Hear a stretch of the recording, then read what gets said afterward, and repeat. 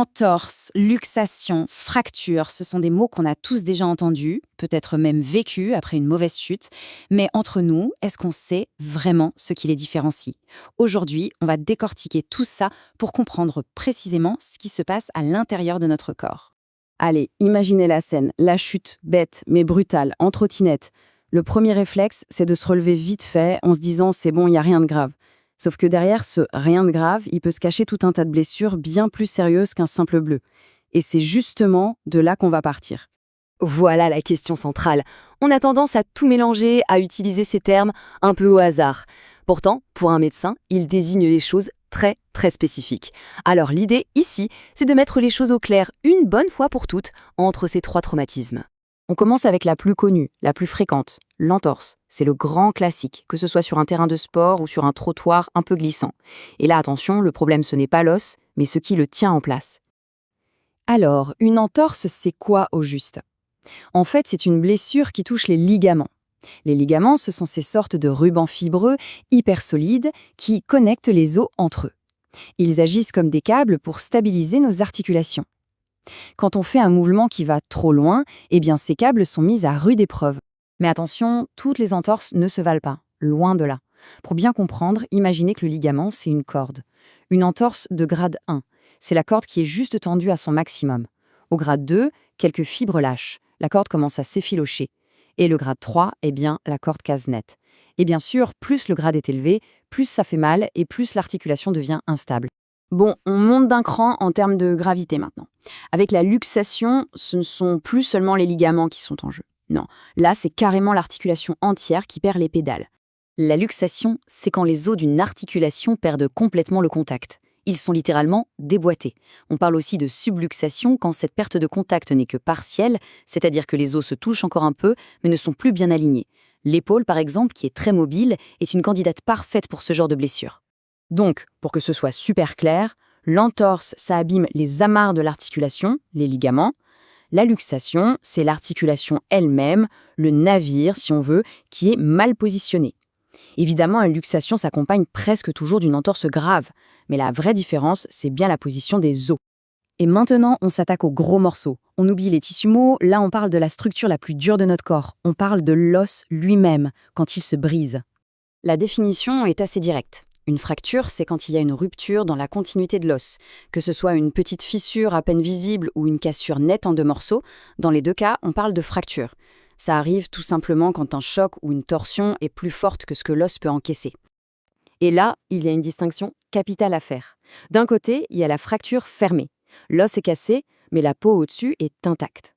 De l'autre, il y a la fracture ouverte, et là, l'os a carrément percé la peau.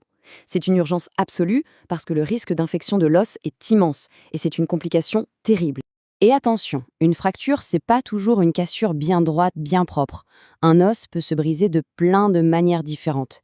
La forme de la cassure, ce qu'on appelle le trait de fracture, nous en dit long sur le type d'impact. Prenons quelques exemples. Le trait transversal, hop, c'est une ligne droite qui traverse l'os. C'est souvent le résultat d'un choc direct bien perpendiculaire. Le trait sphéroïde, lui, il raconte une autre histoire. On voit ça souvent dans les accidents de ski, par exemple. Le pied reste coincé, le corps tourne, et la force de torsion finit par vriller l'os jusqu'à la rupture. Et puis, il y a la fracture communitive. Alors là, c'est le puzzle. L'os est éclaté en de multiples fragments. Ça, en général, ça arrive après un traumatisme de très haute énergie, comme un accident de voiture. Et vous imaginez bien que c'est beaucoup plus compliqué à réparer.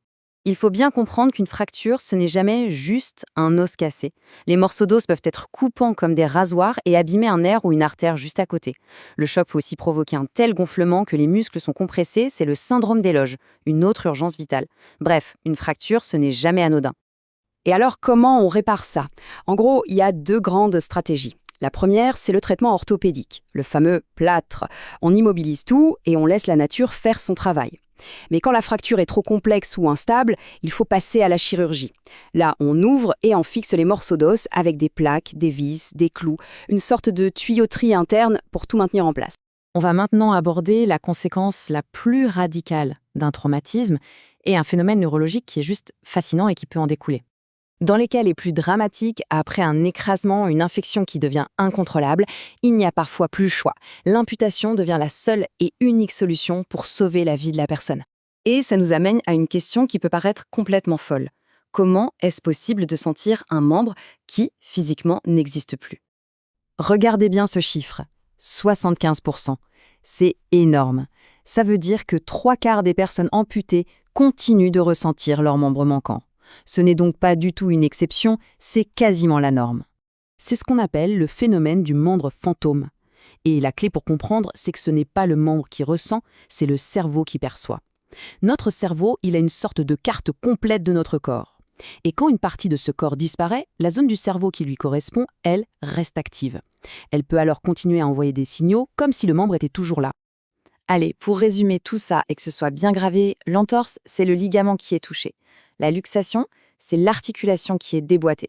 Et la fracture, c'est l'os qui est cassé. Voilà, 3 blessures, 3 tissus, 3 niveaux de gravité bien différents. Au final, qu'on parle d'un petit ligament étiré ou d'un os complètement brisé, la toute première étape vers la guérison, c'est de comprendre ce qui s'est passé.